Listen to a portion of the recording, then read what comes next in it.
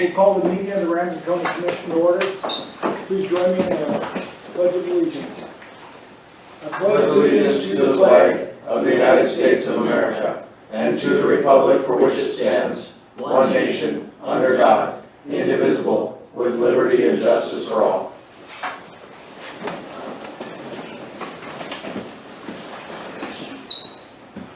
Thank you. First item on the agenda would be the approval of previous minutes. Second. Motion and a second to approve the minutes. All in favor signify by saying aye. Aye. Opposed, same sign. Motion approved. Bills. Several pages of bills. There's some highway department, do you want separate motions on the ones over $2,000 or? I guess I gotta do it.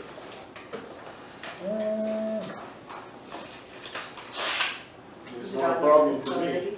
Huh? Is it on your list already? It is on the list, there's 3 of them on the list. And these 3 have been approved, of it, ordered, but not paid, that type of thing. I don't have a problem doing it, but if you guys want to skip the time of doing it, this is my only thought. Just make one motion now. That'd be the True North and the KLJ and closed construction. Yes. I think we put it in minutes a while back, a few years ago, didn't we, Kevin? Yeah, like months, yeah, like a week, maybe, yeah. Well, I don't know, if you want to change that, or we could do it. Sometimes there gets to be a lot of them, is my only thought. Alright.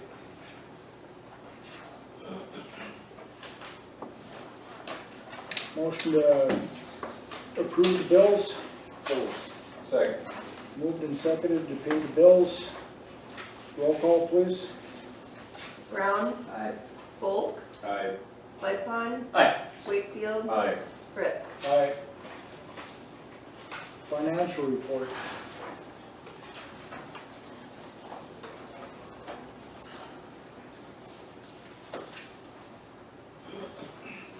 Anybody have any questions on the financials? It's just the usual accounts.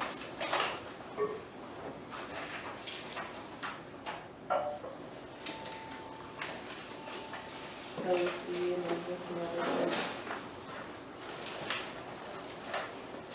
Everything all right? Second. Quick question for discussion. Do you happen to know offhand how much money we've moved into that Bremer? I know we approved to basically put all of our overhead. Lisa would have that. I was just curious to know how much has gone in, because I think last I looked, what did we move over $1 million? Yeah. I think it's million. And they had only invested, I think 40 or 50% of it at that time, which actually is kind of a good thing because it means that they're looking for better things to invest in. They didn't just sort of throw it all in the first thing they saw.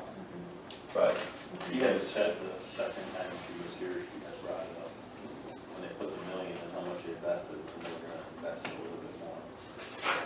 over time they were gonna, well, I was curious to know if it was all in the market yet or not, but that's fine. I don't have that either, I haven't talked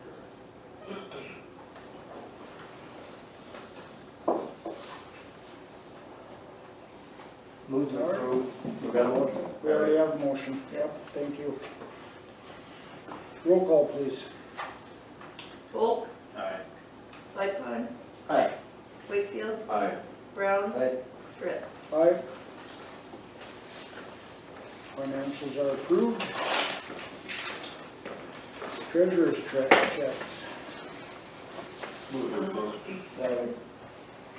Motion and second to approve the treasurer's checks. Roll call, please. Lightfon. Aye. Wakefield, Aye. Volk, Aye.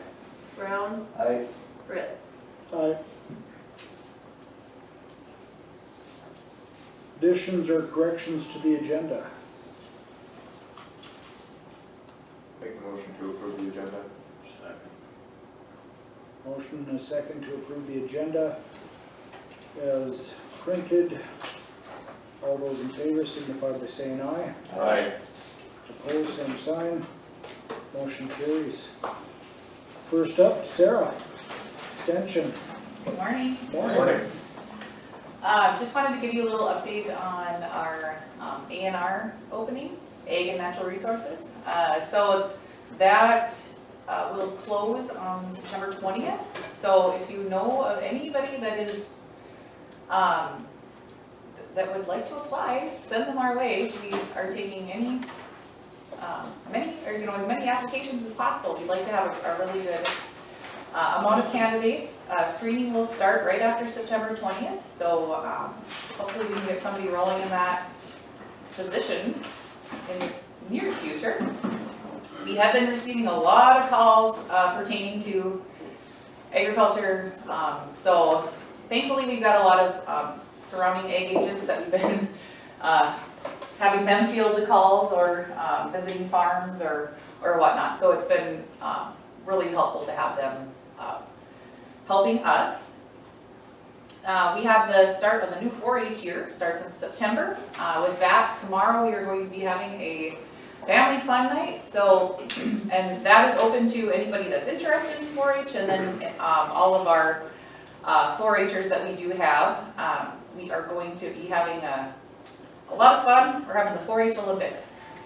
So stop by if you want to see what we're up to. We're going to be starting at 4 o'clock with a community service project, and we'll have some fun, and then we'll end with our awards for the previous year.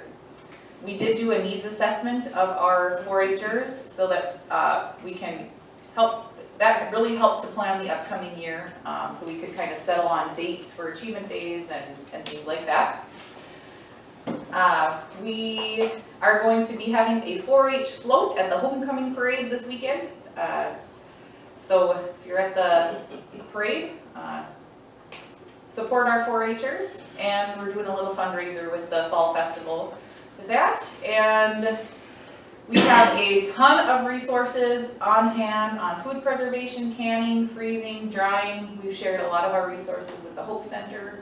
They're getting in a lot of produce from area producers and gardeners, so we can help those families utilize those fruits and vegetables more, and yeah, so that's kind of what we're up to. Anybody have any questions for us? Anybody? Sounds really great to me. Yeah, excellent. Sounds like September busy. 20th. September 20th is the day, so hopefully we'll have a good pool of candidates. Good, great. Glad Got to a lot of hear that. questions, so Yeah. Out of curiosity, did you find anything surprising from your needs assessment, or was it sort of in actually, line with your expectations? nothing too surprising, but our families gave us a lot of good ideas. So on like little mini camps that they'd like to do, achievement days are going to be very similar to what we did this past year. That's just what they wanted. So I was kind of surprised with that, but really nothing. But I'm glad we did it. So it's good to do. We had about 30 families do the survey, so Great. that was good. Anything else for Sarah? No. Thank you so much for coming in this Thank morning, you. Sarah. Thanks for your support. Yes, thank you. Deb Buckmeyer, recorder, archive books. Good morning. Good morning. I'll give you a little background on what I'm requesting. We had some, they're called birth ledgers. They're books in our office from the county that has some information about births throughout the county from back in the early 30s, I believe it is, up until the 80s. They're not actual birth certificates, but they have information on there about births within the county.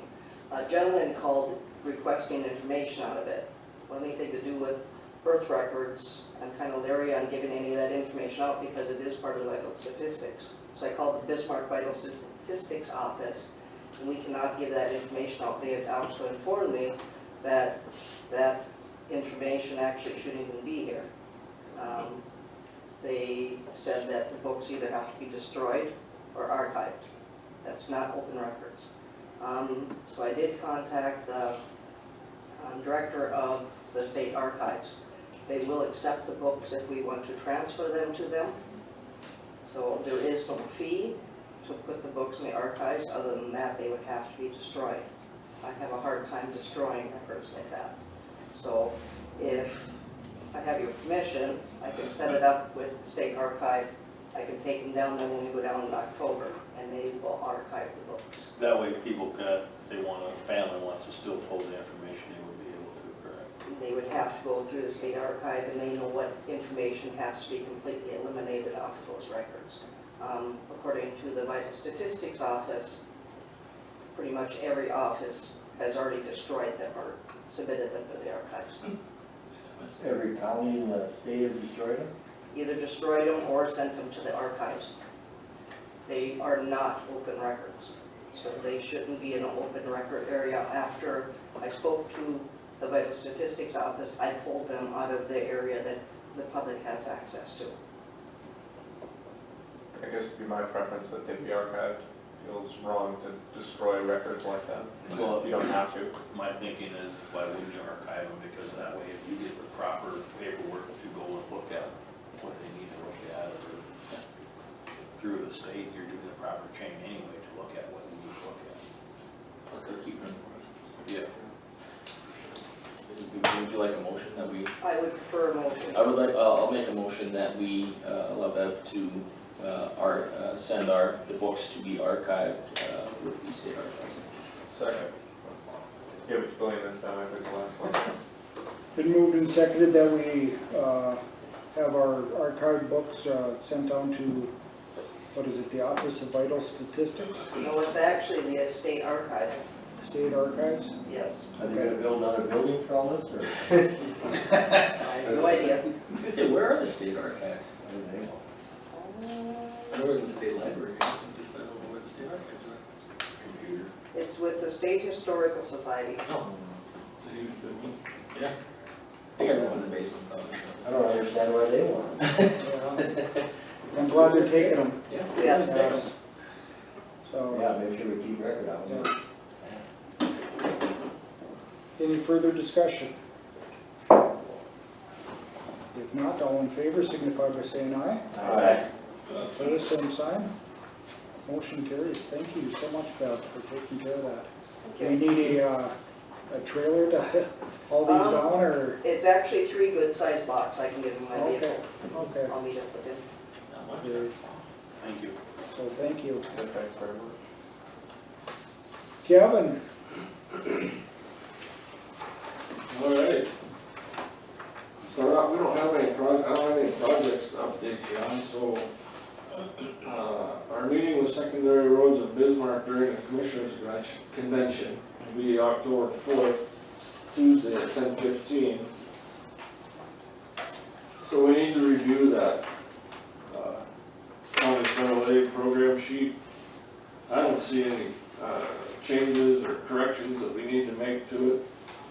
The only thing is if we add our 2024 project, that'd be the only thing. And then we could wait a year for that if we wanted to. So I guess my recommendation would just be to sign it the way it is. Then we have to present that at that federal aid meeting, secondary road meeting. So this includes the current year projects too? It includes the paving up south of Hamden, Okay. and it includes the bridge south of Bridges. This one, the current one does. Yeah, we're not gonna have any problem spending all our federal aid doing those two projects, so I Right. don't think we necessarily need to put anything on yet. I'll make a motion to, chairman needs to sign. Second. Motion and a second that we go ahead and sign the, was it the secondary roads? Federal aid road.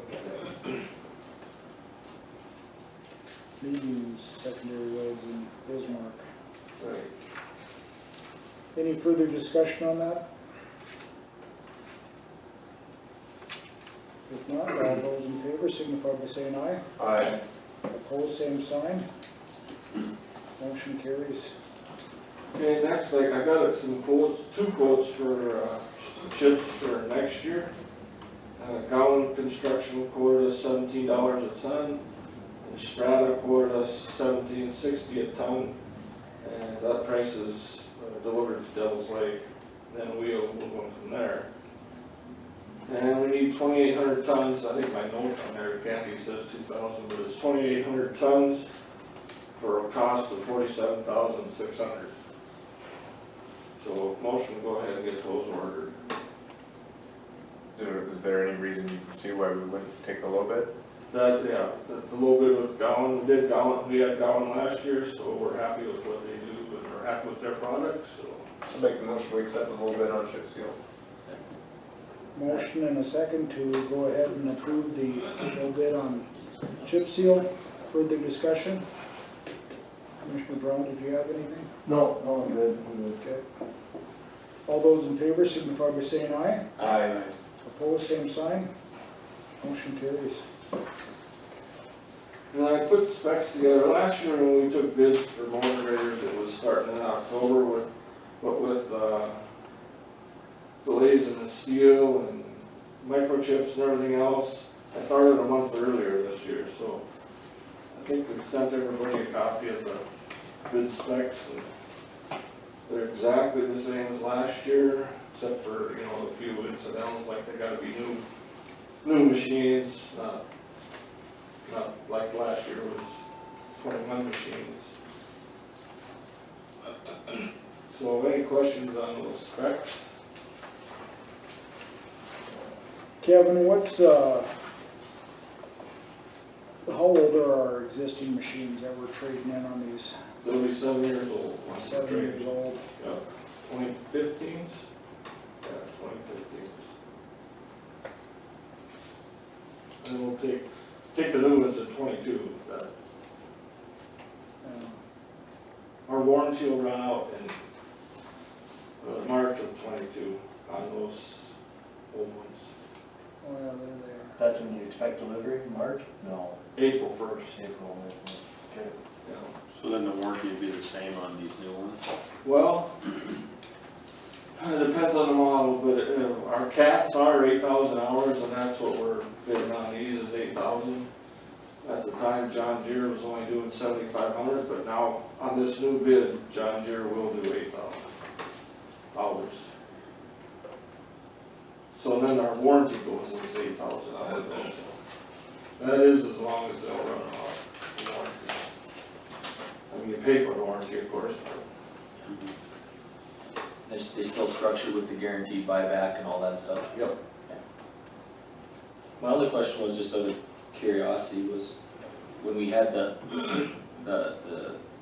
bid opening last year, we had the problems with, you know, John Deere not bidding the right one or whatever, so are we gonna get ourselves into that again where they're gonna be not happy with us because they possible. they bid the wrong one? Weight spec, don't it? What's that? When the weight of the machine? Weight and horsepower. Weight and horsepower, and the thing was, they bid the 672 versus the 140 for cat. Right, they made an 872 and they bid the 772. 770 was it? And it didn't meet the weight and horsepower. But now I talked to the salesman, of course. He said he's gonna bid the 870, but Okay. we're not there yet, so he could change his mind. Well, and last year they could have bid the 872 and still been lower than cat was. Yeah, it was weird. It was- Then they it came in was- and tried yeah, to and then convince they us came that in we and were were wrong for yeah. asking for that bid. I just don't want to sit through half an hour or 45 minutes and then get mad at each other again. I get it, and I don't understand why they were trying to sell us something we didn't want. Thing of it is that you gave them the specs, and they didn't want to Yeah. follow the specs, Wow. it wasn't on you. I think their argument at the time was that the 772 matched more of the specs other than those two Horsepower, things or right. something like that. But Cat said, well, it already matches all the specs. And quite honestly, for summertime use, that would be fine, but in the wintertime, when you're moving snow, Yeah, need a little you more. need that horsepower and weight, yeah. Well, hopefully they know, hopefully they'll learn from it. Right, and talking to the salesman, that's what he said, but like I said, we're not to that point yet, so he could change his mind. Well, that's that's their choice, I guess. Yeah. They get to make the decision. I'll move to approve of the inspect. Second. Been moved and seconded to approve the bid specs for the motor graders. So for now, we're just advertising to take bids. Yeah. Right. We haven't taken any other action yet, we're just advertising for bids. So put it in the paper. Yep. Any other discussion on the advertising for bids? If not, all in favor signify by saying aye. Aye. Opposed, same sign. Motion carries. And also, you guys probably know that we put rakes on the front of the other three machines that we have. Now those rakes require another hydraulic bank. And the machines, our old 2015 machines don't have that extra hydraulic bank, but now these new ones will, so I'd like to go ahead and order 3 more of those rakes. I mean, I don't know if you guys have talked to the operators, but they love them. You know, if somebody's mowing their ditches and the grass goes up on the road, they were really nice for getting that grass off, otherwise it balls up and you've got huge balls of grass. So we have 3 rakes on the 3 other cats right now. You wanna order 3 more for whatever we have coming then? Yep. And it won't matter what machine, it's just that we need that hydraulic bank. Okay. Out of curiosity, what's that gonna cost? Oh, the cost of each one is $5,775, so total cost for the 3 is $17,325. Question I have, so you said John Deere and Cat, will those work on either one? Yes, they will. Yep. 'Cause I hate to buy something that's for the Cat. Yep. They'll hook onto our plow hookups, and then it's just a matter of hooking up the hydraulics. So the hitch will go right on to where the plow goes. Just making sure, so. Get them ordered so that they can maybe be here by Yeah, exactly. next October. Yeah. Bring in. I'll make a motion to allow Kevin to order the rakes. Second. Motion and a second to go ahead and order the 3 additional rakes for the motor graders. Any further discussion? If not, all those in favor signify by saying aye. Aye. Opposed, same sign. Motion approved. Okay, and then, put the ad in the paper for mowing road ditches. I just sent a copy of exactly what we did last year, the only thing that changes is who makes the motion and who seconds it. If you remember years and years ago, we asked the Township Association what they wanted as far as how far down it has to be mowed and how tall it has to be left. And that's what we put in there in the ad. So we're kind of going by the Township Association's recommendation. Should be pretty easy this year, it didn't grow very well. A lot of hay put up too. Move to approve. Moved and seconded to approve putting the ad in the paper for mowing ditches. Any further discussion? If not, all those in favor signify by saying aye. Aye. Opposed, same sign. Motion approved. That's all I have unless, make sure, did I misunderstand? Do we want motions on the bigger bills? Yeah, I don't know. What was the question? Motions on those bigger bills. Do you want to do that? I think as long as they're included in the bill list. Yeah. I mean, if it's something exceptional, like when we're paying for paving or something like that, I think it's good to have a separate motion. But if it's I just, agree. if it's a normal monthly bill on something we already approved buying, I don't see why I can't just. No, I don't have a problem with it, but I think it was put in the minutes a number of years ago, that limit, I think. Was it? Yes. Candy would Well, look, that's possible. we could change that at the next meeting if you, so we, For, how big the bill would have to be and have to get through from the commission before they can Right. order it or pay it. That's correct. That's why we've always done it. I've always done it in the past, but You have to go back a few years or. it's like 2,000. Are they- No, 2,500. I think I remember it went from 1,000 to 2,000 in that motion. Am I right, Kevin? That's correct, yeah. Let's get that out of there. But didn't we already, But let's just get it out. Right. That's all I want to do. yeah, did we already approve you purchasing these, Yeah. correct? Motion was made to purchase it. Yes. Yeah, motion's been made to purchase, so, So this would just be a motion to pay it. yeah. Which And they're that on the was- list of deals, so. Right, Correct. so Covered. Okay. I think we're covered. Okay, that's all I have then. You're pretty much the only one we ever run into that problem. Yeah, exactly. More all the expensive toys. That's right. Thank you. Yeah, Over the, in March, now instead of.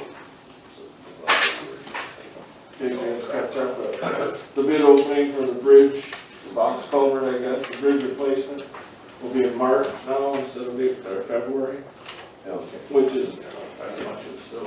yeah, that would be, if it was a bridge, you'd wanna get it built mid in the winter, so they can do channel work ahead of time, as the piers or new abutments. But with the box culvert, they would start in the winter anyway. And then the paving project was still bid in February.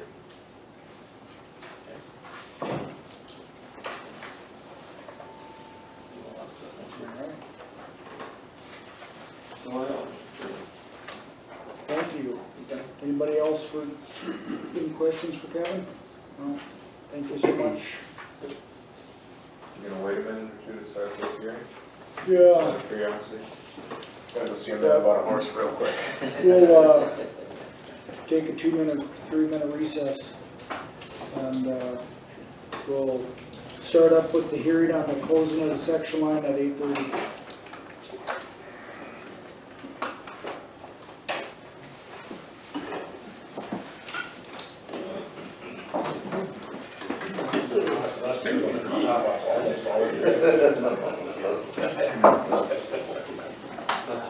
Oh, it's that big west one, we ain't got that.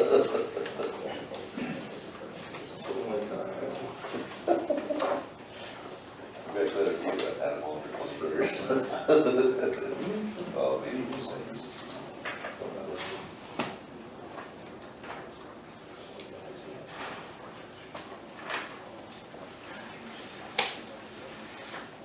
Problems?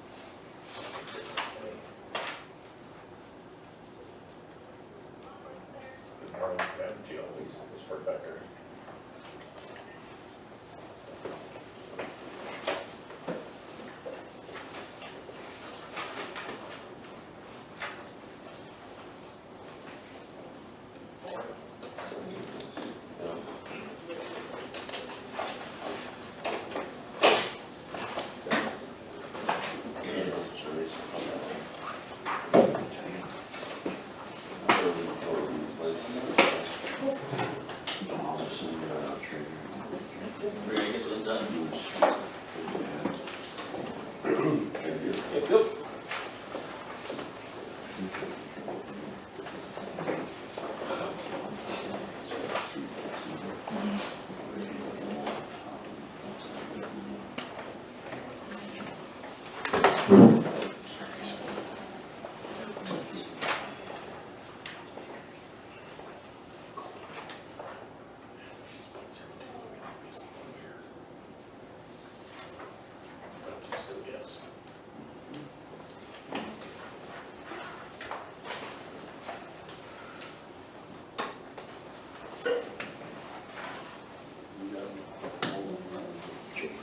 I haven't, no, not one.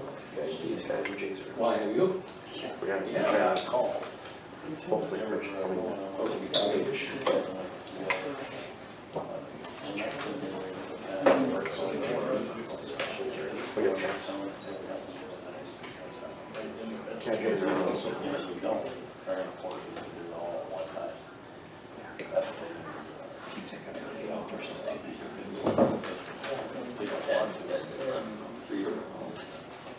All right, we'll open up the hearing for the closing of the section line. There's a petition to close a section line in Grand Harbor Township. We have a couple of the petitioners here, Scott and Lisa Hawley. Thank you so much for coming in. They kind of brought this up, if you can see up on the screen, that right at the end of the road there, they have there's a subdivision that goes to the south, and then there's property homeowners on the north side. If the subdivision would have been the entire area, that section line probably would have been vacated at the time the section line was done. I don't think the section line's ever been through. If you go over to the lake side of it, that is 6 Mile Bay. That's on the north side of Highway 19. And you can see how it kind of follows the survey line across the lake and merges in with North Dakota Highway 19 as it heads west. But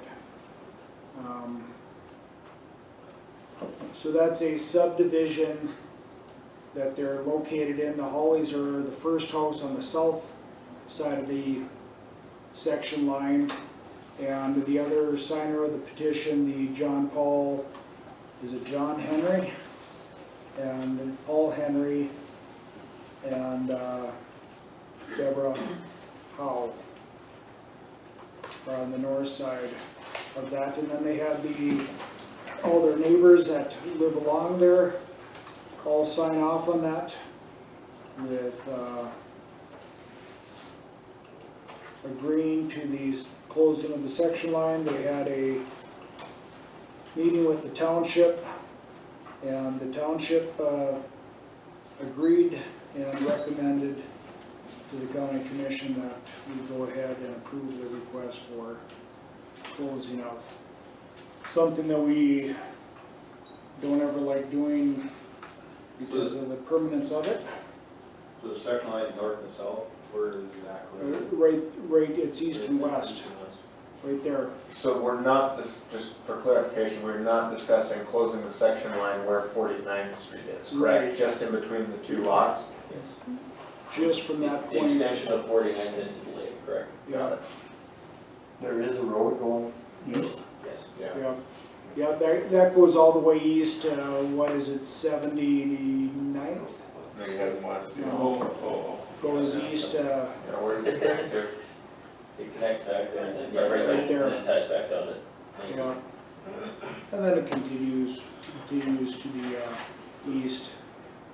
And then Just from that, So you're just closing it from right here to here, basically? Yep, Is that what you guys are asking for? My question is, closing that, where does the land go back to?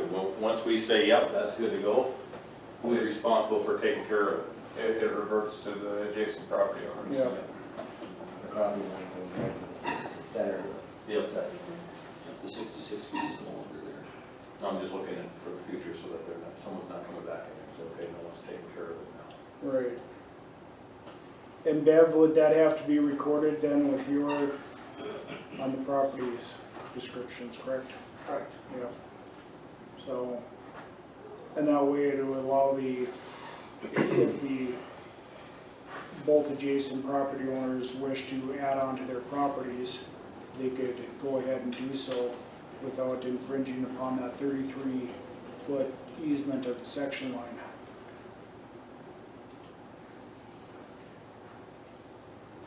It's never been used as a road or an access. It doesn't provide lake access now. It's not denying anybody any access to the water in any way. There's other access points along the shoreline that would allow people to publicly access the shoreline.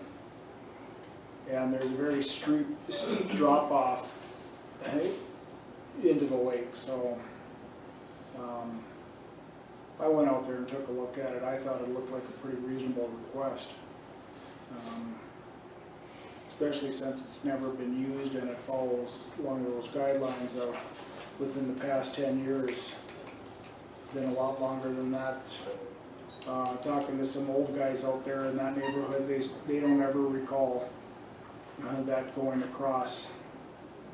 Well, I would assume there must have always been water past that point, because Yeah. otherwise there would have been some deeded land out there underwater. Right. There always hasn't been water. There hasn't always been water?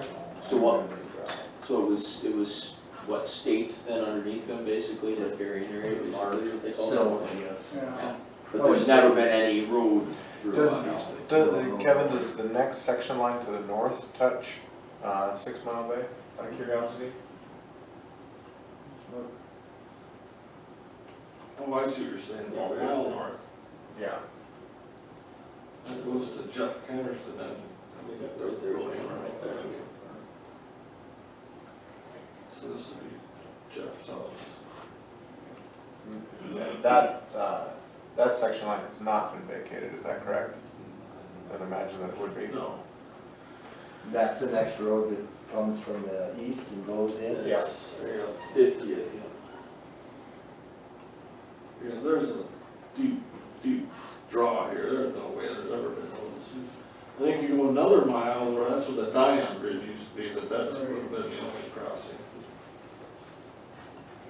I think the dashed line on each side of the bay there is the meander line for Devil's Lake too. Right. It's been surveyed. That line. Yeah, Probably that. so there's no lots underwater Yeah. Right. ahead of it.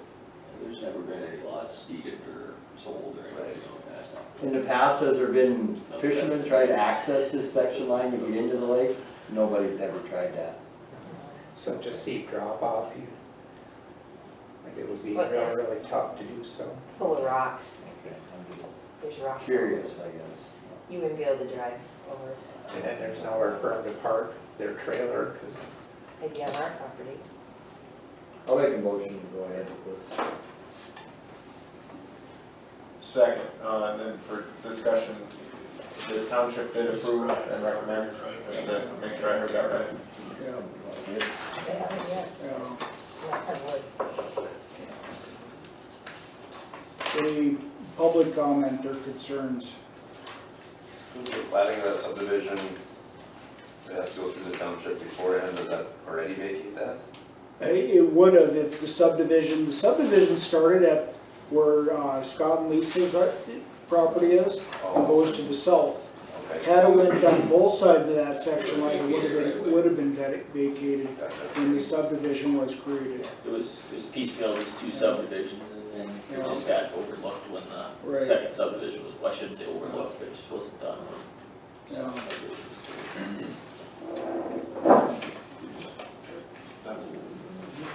They signed it anyway, Johnson. Any further discussion on the closing of the section line? Thank you. I was just reading the century code again, just for a refresher. Somebody down in Bismarck needs to rewrite the century code so it makes more sense. But the portion of the century code that pertains to the closing of section lines, all of the stipulations, at least under the premise of this, are met. So not used within 10 years, not traveled due to natural obstacle or difficulty of terrain, not required due to readily accessible alternate routes of travel, and the last one is intersected by an interstate highway, which doesn't have anything to do with anything. So, I mean, it meets all the stipulations. Yeah. So, That's always the question that we've, at least since I've been on the commission, that we've always asked is, does it stop you from getting to somebody else's land inside? And this has absolutely no problem with that, so I don't foresee why there should be a problem. If you look at it, it would go right to the marsh. yeah, So this is the fifth one here that we have. yeah. Yeah, and most of the time, they're a very similar situation. So, any further discussion?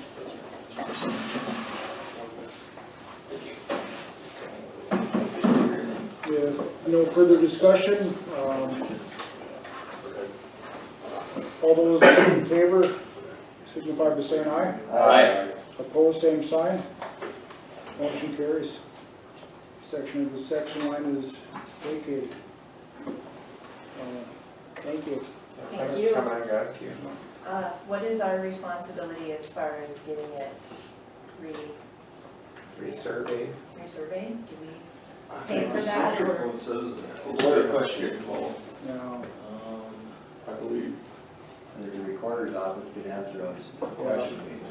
Okay, now, thank you very much. Yeah, because you'll have to get it repinned, and then I think it gets added to each of your guys' deed.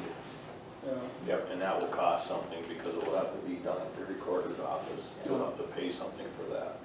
It won't be automatic, just so you guys are aware of that. And both sides will have to do their own. Not a problem, thank you. This one was a little different from the ones we've done in the past, is always come through an attorney's office. And so that's why it's been a little cumbersome, been working with Scott and Lisa for the past couple months now, and so, but I think all the i's are dotted and the t's are crossed, and I feel comfortable with our decision today, so I wanna thank you guys for the time you put into it. Yeah, thanks everybody. Thank you. All right. Sheriff Nelson, Morning. good morning. For the record, we're closing the hearing, right? Yes, yeah, sorry. Hearing's hereby closed. Steve had come and talked to me about the ability to use some of the COVID dollars that we have on hand that we receive for first responders' salaries part of this past year, and for purchasing of a new drone for his office and replacing his sidearms for his office. And basically what they're doing is they're switching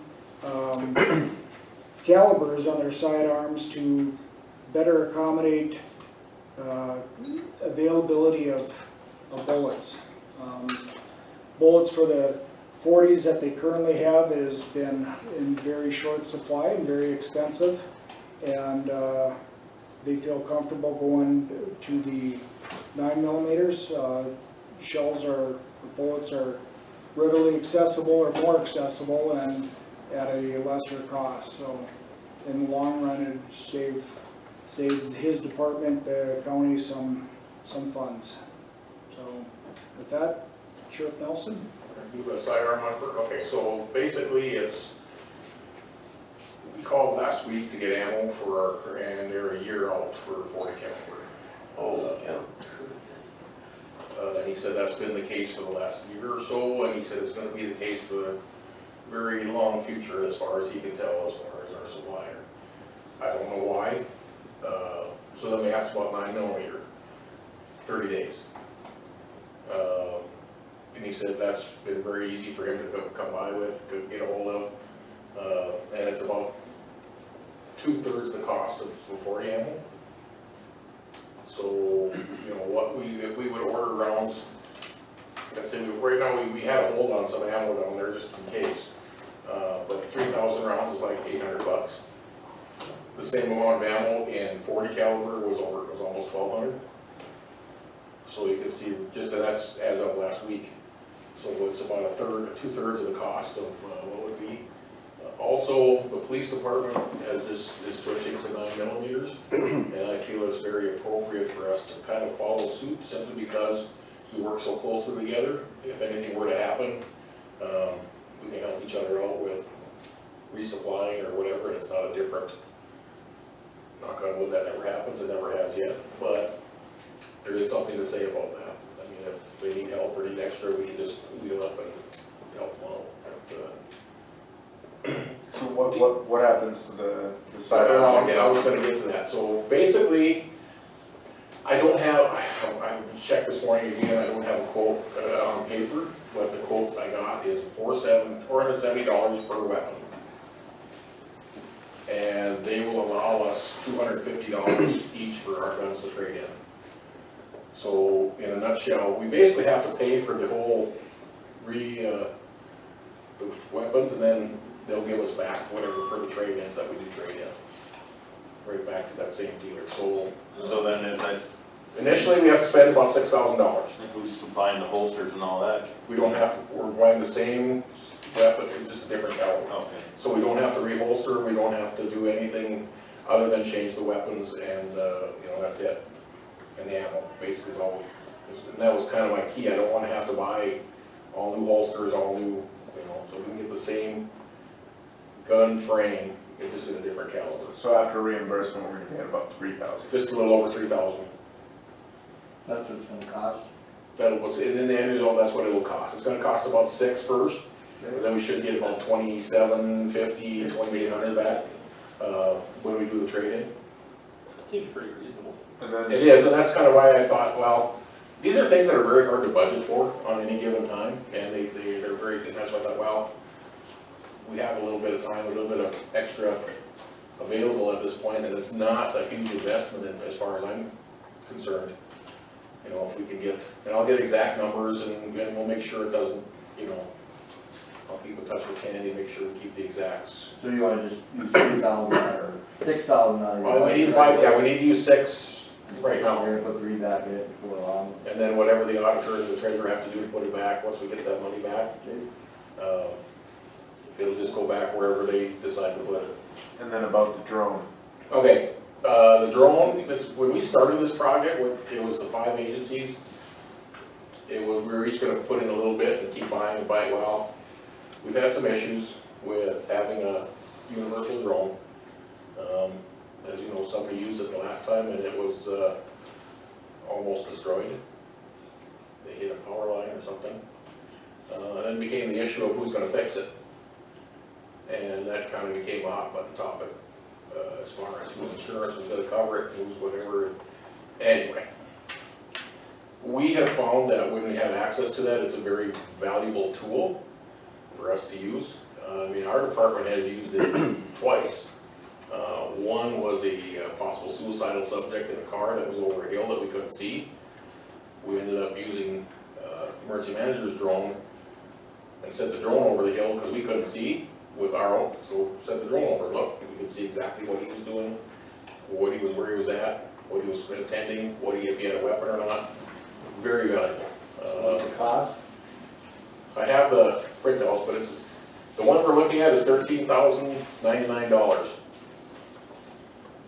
And that's better than the one that we currently share with the PD, the fire department, and, but the goal was that we were gonna get, each department was gonna get their own eventually, but that is kind of, rural fire's involved, search and rescue's involved. This one I would like to see earmarked for the sheriff's office and search and rescue. Okay. What's the availability? How far out? 30 days maybe? We're not sure though. 30 days or less. Yeah, those aren't very, It's whenever you make the order, right? well, yeah, we gotta go through the steps first before we can order stuff, so. But, like I said, these are very hard things to budget for. So if you put it in your budget, it's kind of hard to, to keep these kind of things from happening. So I thought we had the opportunity, so let's go see if we can do it now.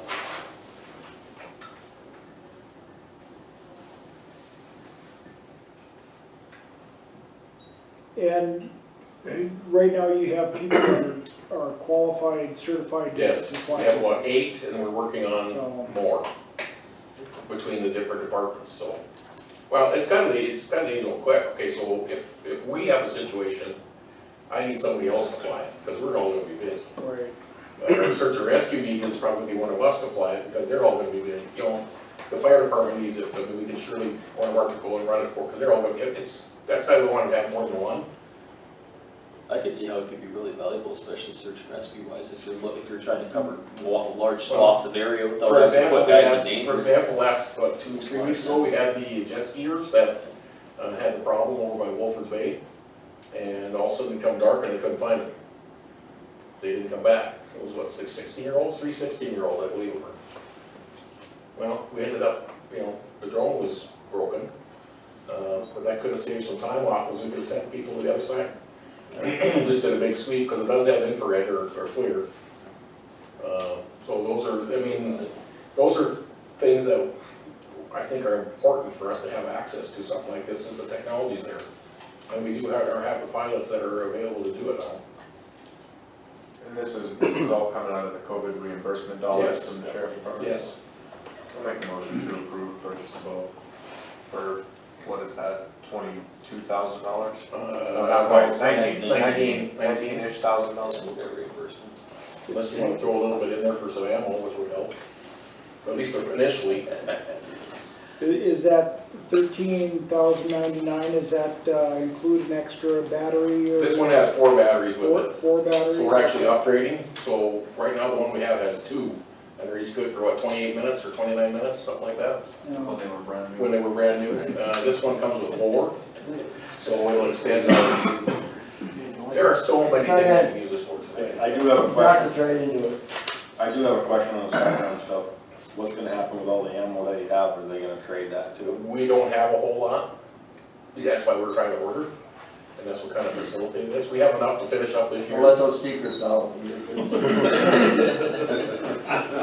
We have enough to finish up this year for qualifying, and, because the weapons are gonna be 90 days out before we get them, even if we order today. So they'll burn it up on qualifying. So we still have to qualify yet this year with what we have, so we'll burn up. I don't have a whole lot of stockpile, because I don't like it to get old. So I only like to have enough just to get us by.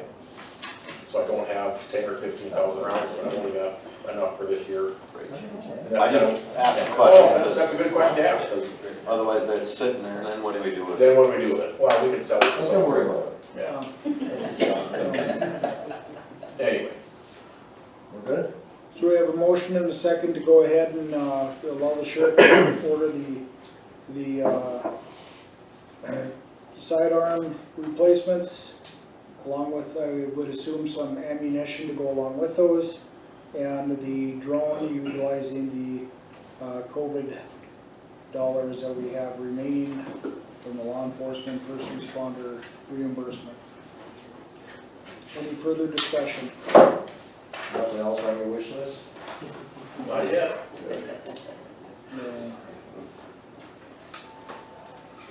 If not, all those in favor signify by saying aye. Alright. Opposed, same sign. Motion carries. Thank you very much.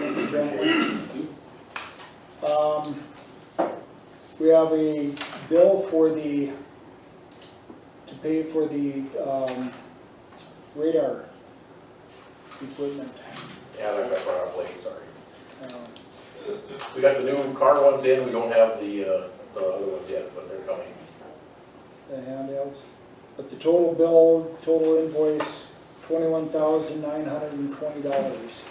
Is that what we had planned for? Yep, right on the money. That's one part of it, but another part of it. Well, that's fine, I just wanted to make sure that it actually came in where we said it would. Motion to approve.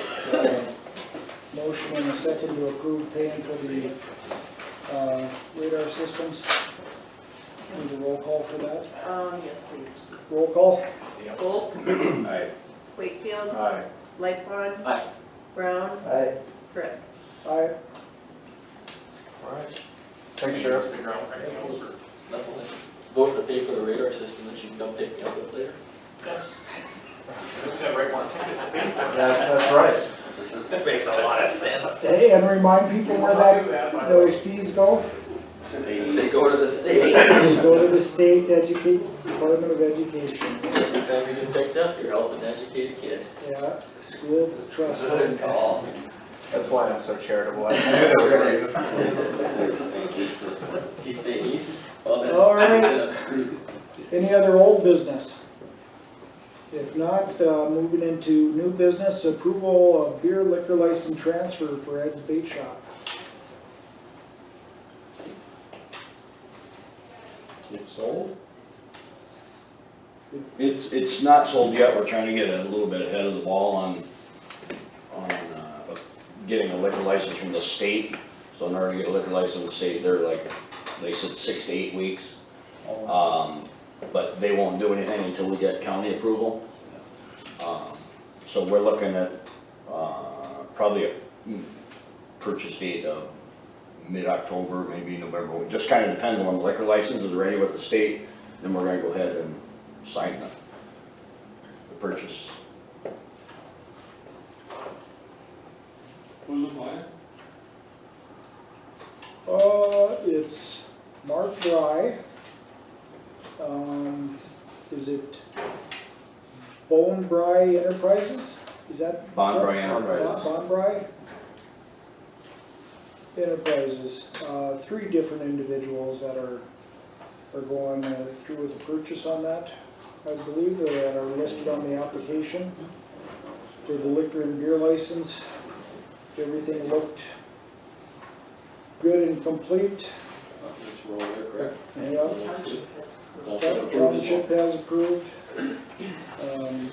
Normal transfer, then. I'll make a motion that we approve the transfer.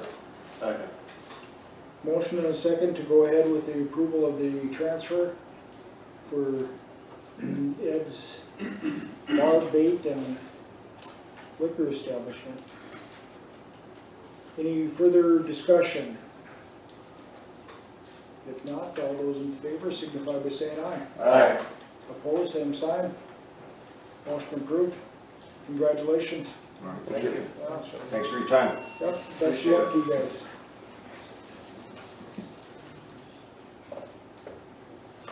I'll get the license to you yet this week, Yeah, and then we'll. probably even today. Okay.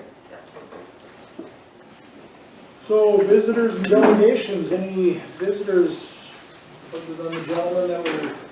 Taking you all. Yeah.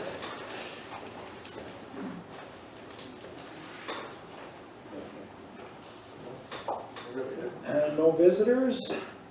No others? Report on portfolios. Start with Chairman or Commissioner Lightfon. Well, I don't have a whole heck of a lot. Sarah was in, obviously talked about the timeline for county agent, which sounds pretty promising. Hopefully we get some good applicants. Haven't talked with the state's attorney in a little while. I should visit with him, see how things are going, but most of the time, no news is good news. For Devil's Lake, we haven't met for quite a while, simply because of other meetings that our director has had to go to, so I think we're going to be meeting next Wednesday, I believe. Social services last month was nothing too exciting, if I remember correctly, pretty straightforward. Still concerned with the direct cost, but nothing too crazy, just how things are going to shake out.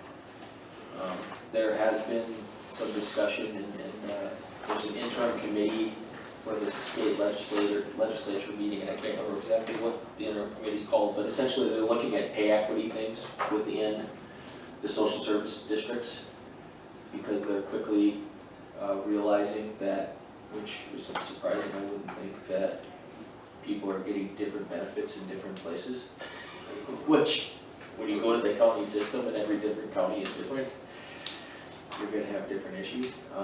But they're talking about, they're looking at pay disparities as well, even though that's a statewide system, simply because they've had a lot, a lot of compression issues and things like that, and trouble retaining people because of it. So they're looking at that in the interim about what they can do going forward, so it'll be interesting. Representative Westland on our board has been, I believe he's sitting on that committee, so it's good to hear what's happening and get some feedback here and there.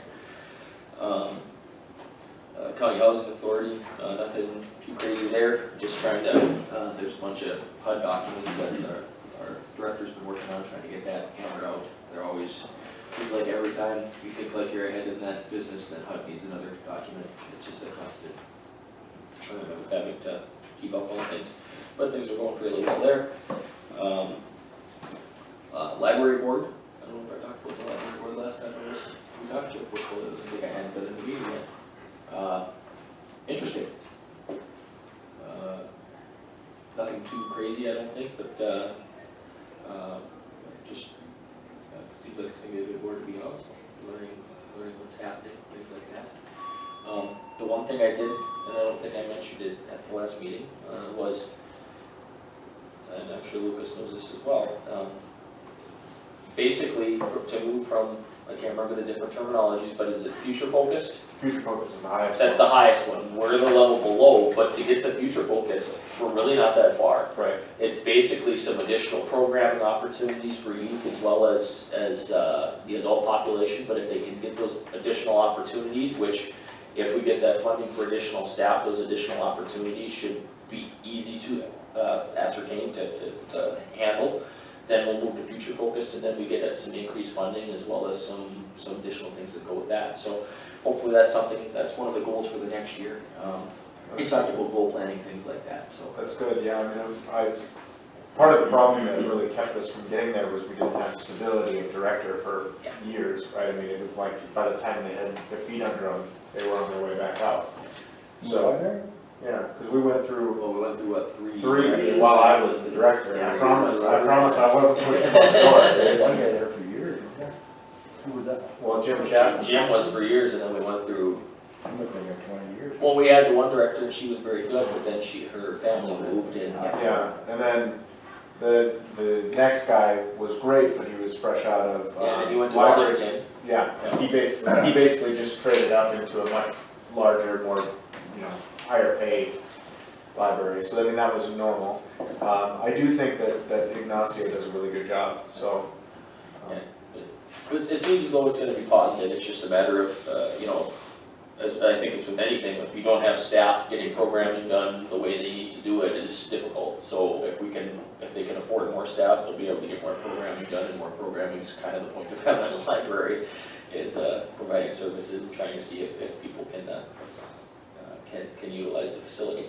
I think the only other thing I wanted to bring up, and it's not really a portfolio issue, but just something that you want for all of us, I think, going forward is, in looking at the fund balances, we got, the first half of the second COVID funds, the 1.1 million, 1.18 million.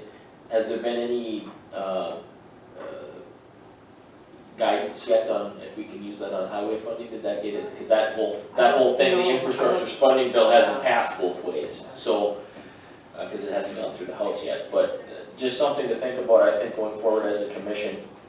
Obviously we don't have our budget finalized for next year, but we put in a 3% raise, and then the cost of the 3% cost of living and the step bump.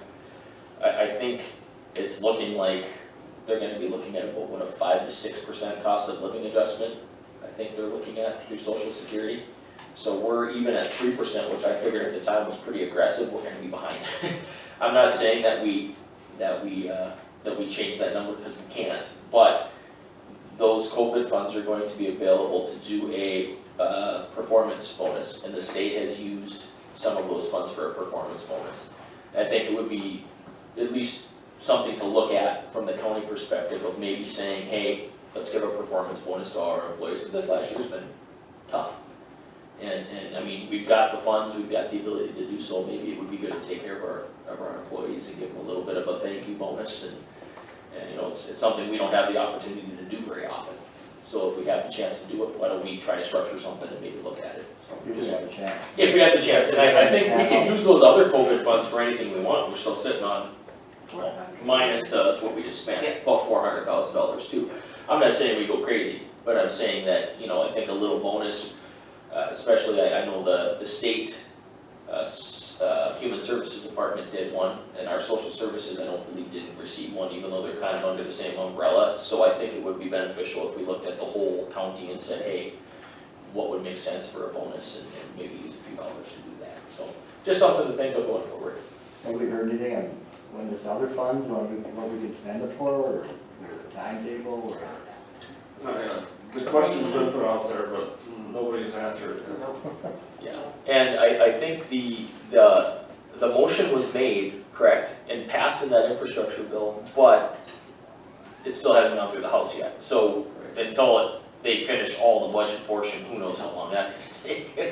But if the infrastructure bill passes, then likely you're gonna get a no answer on that, but we don't know for sure. Yeah, so we don't know exactly how it's gonna function yet. But I just figured I'd bring it up, just something that's been rambling around in my mind, just because there has been, the state has started to do that, and I think you know, if we have the dollars to do it, and it doesn't, like I said, doesn't have to be huge, but something to maybe make up that difference between the cost of living that we're gonna be below next year and things like that. So just a thought, roll it around in your head, and then we could figure out a way, maybe we could make it function, so. Just a thought. I think that's all I have. The former Devils Lake put money into the petroleum company, whatever they. I don't think we've ever had, we just, well, we had this, let me think here now. Hold on, two, you think? Yes, I'm trying to remember if there was interest buy down on it or not. Yeah. I would have to look. I know we did discuss it, but I don't recall if they ever brought a formal interest buy down. I know that he was working with him, but I don't know if we ever approved a formal interest buy down. I think Brad's worked with him on Yeah. some approval on some state paperwork. and- Yeah. I know he was helping him through the Bank of North Dakota things and things like that, for all of the different paperwork to do the primary sector and all that, But so. as far as funding, I don't think so. Yeah, I don't think we've ever approved a formal Yeah. interest buy down PACE type loan setup, but I would have to double check for you. You heard something, Kevin? No. I just had questions from people and I didn't know, so. Are they just painting tanks up there, or what are they? No, they're gonna It's start gonna be huge. manufacturing. At some point, he's gonna start manufacturing vessels, propane vessels and Yeah. stuff. Oh, he's putting in a full facility. The one thing too to look into is there are differences in when you ask for like the property tax abatement. I don't know if you can do both things, so maybe he looked at both. I'd have to look at them again. I don't know. I can't recall that there's stipulations on all of those PACE I loans. know we've never done it. Yeah, so I'd have to double check for you. I can't speak perfectly on it, so. That's all I got. Thank you. Commissioner Volk? I guess earlier you were asking about with the treasurer, I'll talk to Lisa about the stuff put in the burner to get that. And Bev talked on her portion for that. She brought it to the board here, got that taken care of. And then the fair board, we're still talking, like, putting some bids together and stuff with the lumber coming down, maybe putting in a building instead of buying some tents, cause I know 4 each side of the houses will do to buy tents instead of them spending $20,000. But they should have something put together, hopefully this next meeting or next 3-4 months. We haven't had a meeting for a while. Other than that, I don't have a lot. Okay. Commissioner Brown? The DOC, Steve Hall from the DOC was up to the jail, spent 3 or 4 days. And it went quite well, went to Dakota last Monday or last Thursday, I guess. And it went pretty well.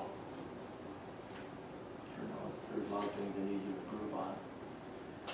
They had a full staff 2 weeks ago, now they're down 4. And that was the news that day, and that's not acceptable. So, I haven't visited with them since then. I don't know, they had a couple of apps.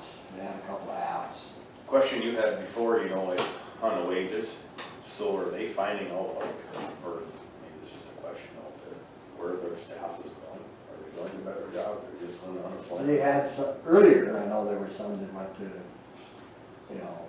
better schedules, they were doing nights or doing weekends. I think that's one of the big drawbacks. I think the money per hour, I think, is very competitive, but Hours. conditions and your work schedules and stuff like that, I guess. We're really gonna have to change our whole thinking out there, and I would have a hell of a time getting that done. I mean, I don't know why we don't take care of it like we do the county shop. I mean, if we were short people in the county shop, we would address it. I mean, this is a political subdivision, and we need to address it that way. They just don't, I can't get it through their head. Or, you know, the It's people. not a business. But the individual that are working these odd hours and stuff, maybe there has to be something, a benefit for them. Incentive, Yeah, maybe have some type of a differential pay when you work nights or weekends, so you get an extra couple of dollars or something on top of the hour to try to incentivize it. Cause I know when I worked nights, there was always an incentive for you working at nights, to try to persuade that person this is good thing, you know, and maybe that's something we need to look at. I don't know. And just a question real quick too, you said we lost 4, so was it a matter of, and I don't know what you can say and can't say, but was it new people that then they, or was it people we Yeah, had people previously? haven't been there very long. But they came in and decided it wasn't for them It type of wasn't, situation. yeah. And I mean, Two I of think them there's, happened. yeah, I Two of think, them happened. yeah, I think there's gonna be that kind of turnover regardless of you to a point too, because you think, well, I can do this, and then you get in and then you do it, and you just realize this is not for me. But, you know, fortunately, we have to continue to keep recruiting them the whole time, because you know you're gonna have some turnover. And the female end of it, they just have a real difficult time even getting naps. On the plus side, they've got all their policy manual put together and it's in place. And Steve was a big help on that, I think, and made sure they went through it and got it taken care of. And so that's been done. With the labor situation, we're gonna have to address it more. I don't know how, other than up the wages and trying to attract better people and more qualified people, maybe I should say it that way. The other part that goes along with the correctional officers is, they have to be trained. And so that training has to take place within the first year of employment. And we don't have a local training facility or instructor in-house, so we're ending up having to send our correctional officers out of town in order to receive that. It's a 3-week correctional officer basic, is what they call it, and you know, so that's a lot of time away from the home, and so Commissioner Brown, myself, others at the Law Enforcement Center Board thought, well, let's approach the college and see if they can somehow incorporate that type of curriculum either into their peace officer training course or have it as a separate course that's offered periodically. And so we're gonna have a meeting out there Thursday morning, Commissioner Brown, myself, some of the representatives from the college and our state representatives have been invited to come and see if the state can provide some help with that. Because bigger communities, they have those people in place. They can do their training. Okay, you're hired, you gotta go to this class. This is when this class starts. And you learn all about being a correctional officer. And we just don't have that opportunity here, so, yeah. Fargo and Bismarck have the schools, Yeah. so you gotta send them there. Well, then they're off the Is duty it, roster and you're paying expenses down there, and I thought as well, let's partner with the college. 2 years ago, they tried to do it, but the college denied it because it was not a moneymaker for them. Well, at the meeting, our last board meeting of the Law Enforcement Center Board, I said, well, I know Ramsey County would be interested in involving ourselves with the college to support that program. Because Ramsey County's gonna be in the prisoner business for a long, long time. We're not getting out of it. Yeah. So why not educate our own people in our own locale, and let's get it done and do it. I think Rugby would use us.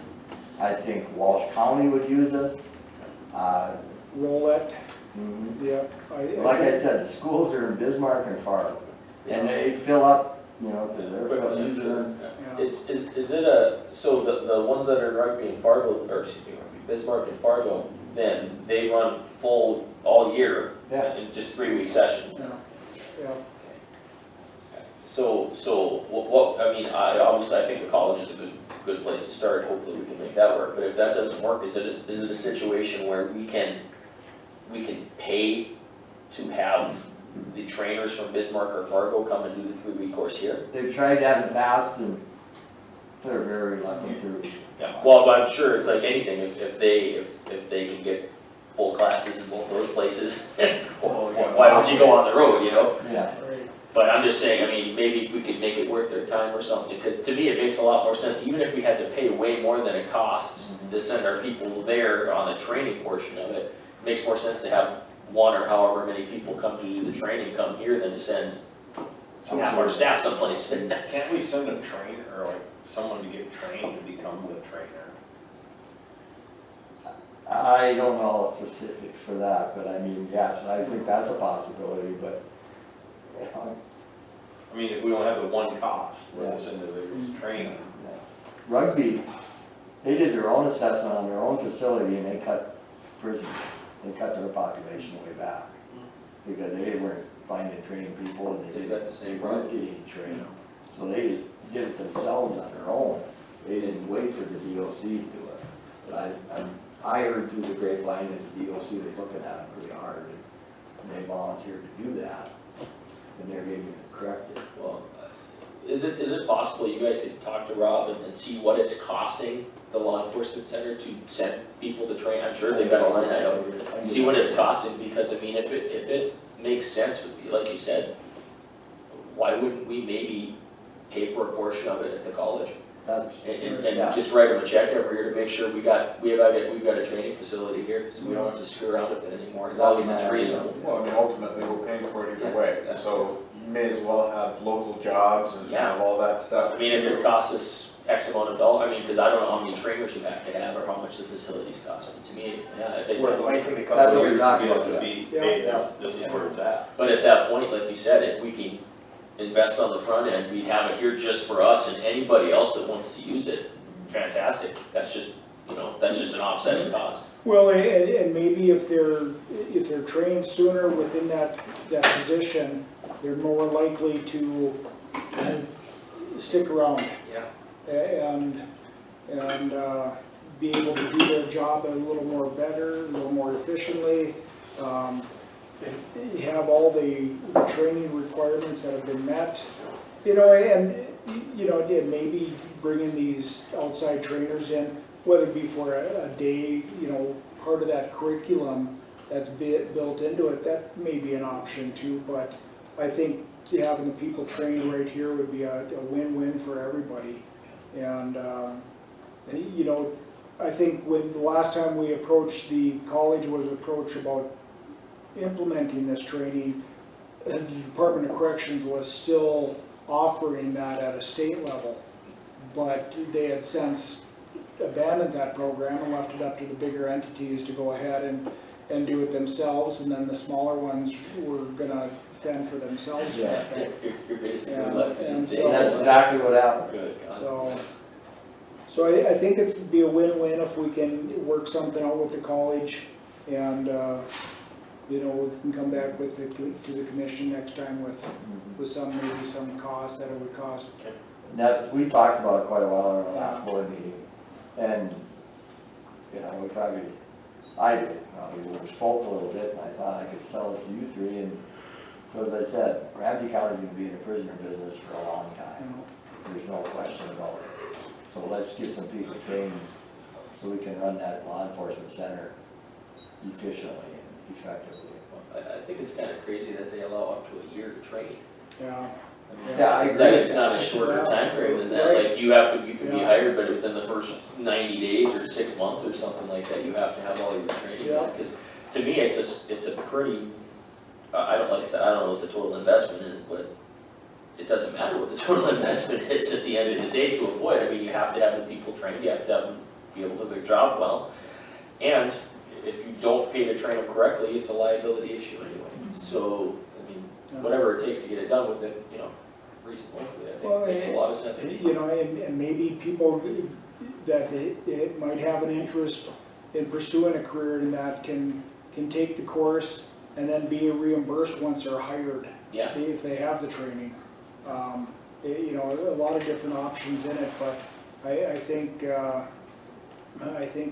be a win-win for both entities, and if we can make it work and make it happen with the college, that'd be great. Sounds good to me. So, I can't believe that, a new hiree out there, and then they gotta look at going to a course for 3 weeks, or 3 different weeks, or whatever, and be away from their family and their roots. yeah. It's very appetizing to anybody that has to go do that. I think. Just need to make it more handy, more Right. available.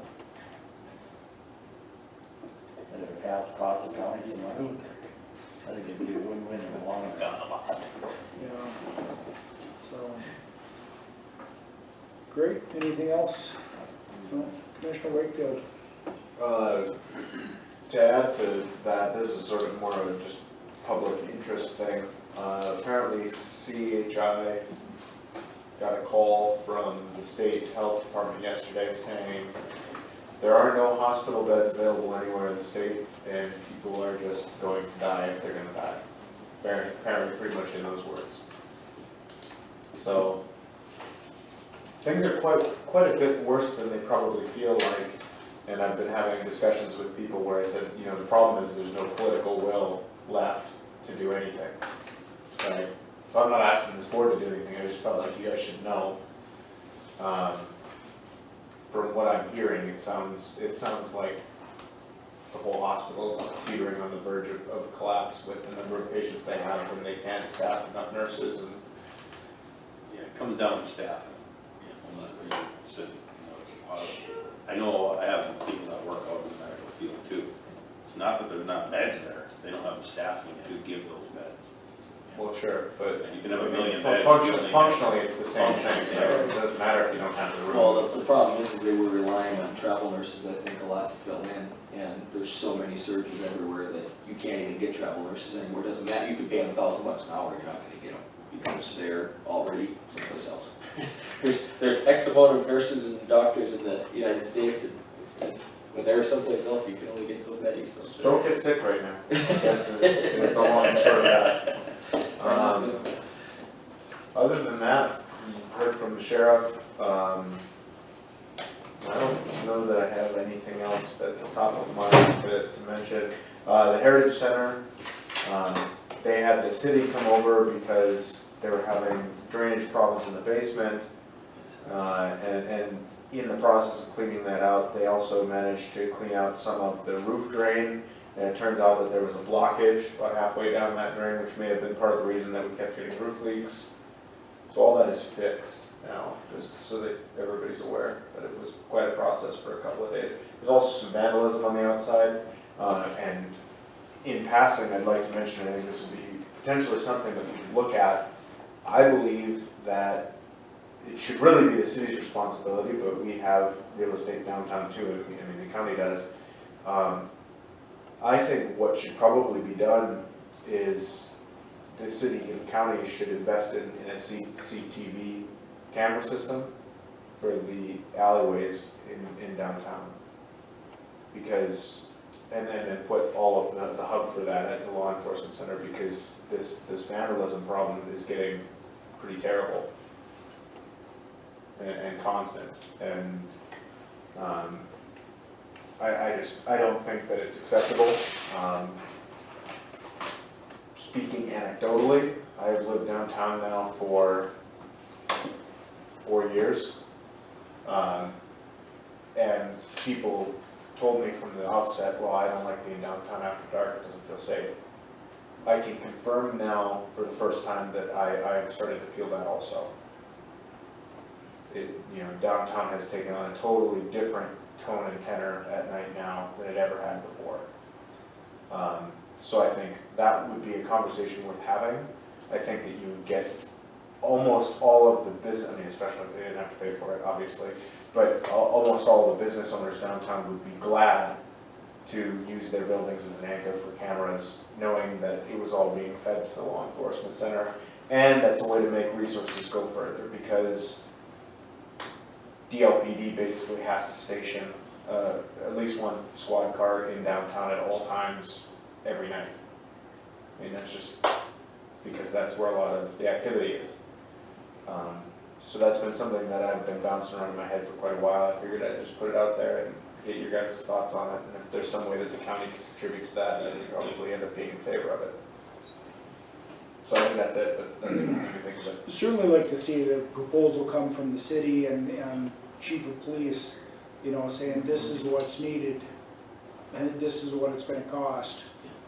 Will you guys be willing to? It'll come that way. And so I think maybe approach Chief Kanowski and.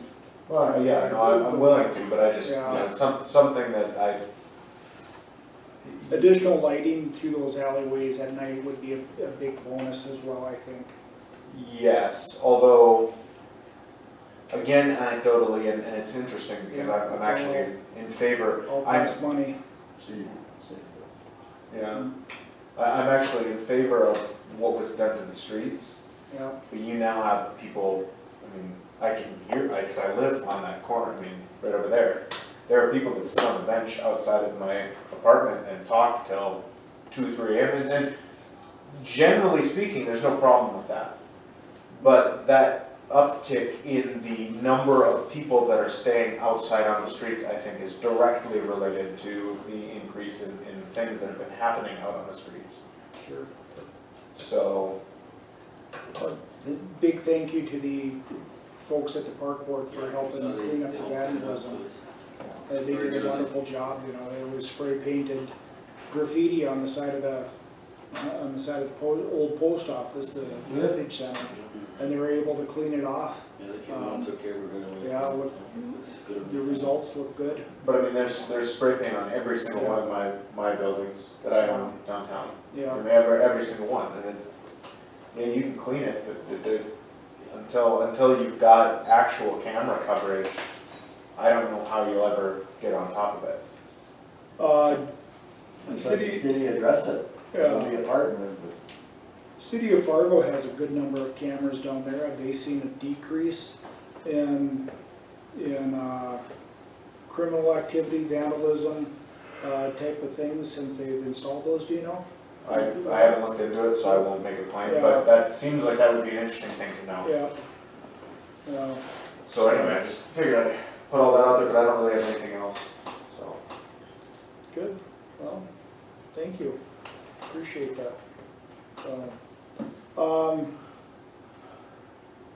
Airport, we had our September meeting last week because our airport manager is on maternity leave. And it just so happened the day that our meeting happened, she had a bouncing baby girl. So she missed the meeting anyway.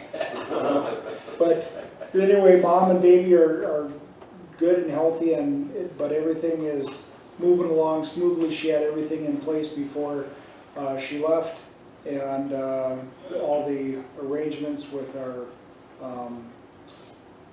engineering firm and the next people in line in charge, taking care of some different things, and we have a very short timeline in order to spend some of the COVID dollars that was received through the airport authority, and looking at the plans moving forward with the ability to maybe do some really much needed and valuable improvements without costing local taxpayers a lot of money. Those smaller airports, I think we received something in the neighborhood of $16 million, but it had to be spent within a certain period of time and for certain things. But I think that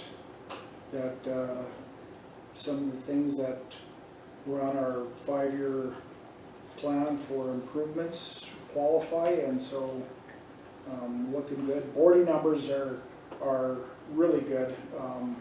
They bounced back, and we got an update. We had a new representative from the National Guard, Major Brett Nelson, took over for, was it Chance?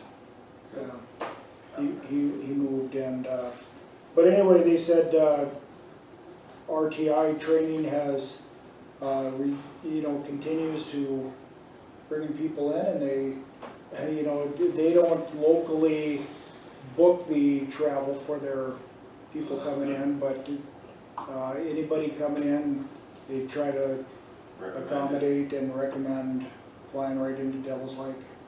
And so we want to make sure that our partnership stays very good with the North Dakota National Guard and their RTI program, and bringing soldiers in from all across the country for training, because it utilizes our airport and helps with that. So that's about all I had. Motion to adjourn. So moved. Meeting adjourned.